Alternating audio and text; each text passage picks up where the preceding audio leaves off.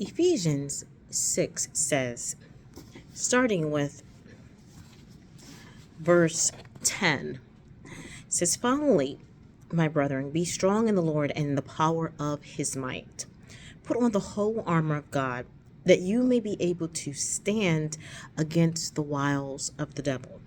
For we wrestle not against flesh and blood, but against principalities, against powers, against the rulers of darkness of this world, against spiritual wickedness in high places. Wherefore, take unto yourself the whole armor of God, that you may be able to withstand in the evil day, and having done all, to stand. Stand therefore, having your loins girded up with the truth, and having on the breastplate of righteousness, and your feet sown with the preparation of the gospel of the peace. Above all, taking the shield of faith, wherewith you shall be able to quench all the fiery darts of the wicked. And take the helmet of salvation and the sword of the Spirit, which is the word of God, praying always with all prayer and supplication in the Spirit, and watching therefore with all perseverance and supplication for all saints." And I'm going to stop there. But the Bible is reminding us, one, to put on the whole armor of God. Don't just put on one thing. Make sure you're putting on the truth, that you know the truth, that you're drawn to the truth.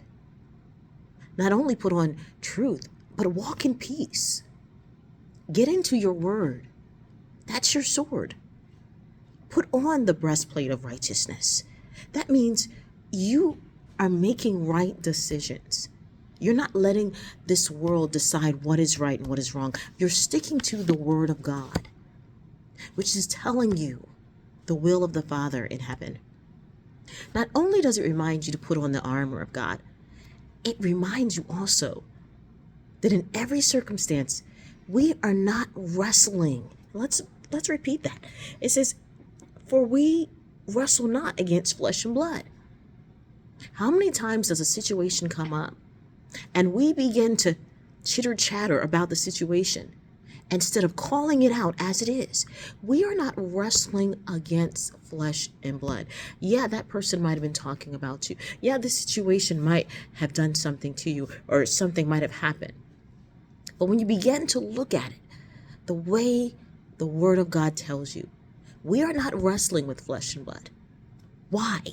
Because it explains here, but it's against the principalities. It's against the power. It's against the rulers of darkness in this world. It's against the wickedness in high places. That's what we're coming up against. So in a situation that you begin to face, you say, wait a minute, this is more than just natural. No, it's a spiritual thing. Put on your armor. Why? Because putting on your armor is a daily thing that we do. It's not just on a Sunday. It's not just on a Wednesday. But we are daily putting on the armor of God. In fact, we are walking in the armor of God. Because we have always got to be prepared. Why? Because this is a spiritual thing. We live in this natural body with this natural flesh, but this is a spiritual war. And we have got to remember that. So Ephesians 6 reminds us to put on the armor. And it also reminds us that we're not wrestling with flesh and blood. You're not wrestling with your brother and your sister. You're not wrestling with your neighbor or your coworker. You're not wrestling with your spouse. This is spiritual. And once you begin to realize that, you don't even have to believe it. That's the thing. Many people don't believe it. And that is how the enemy gets you. Because you don't use your weapons. And your weapons are spiritual. Your weapons of authority. Your weapons of prayer. The weapon of fasting. The weapon of decreeing and declaring a thing. These are weapons.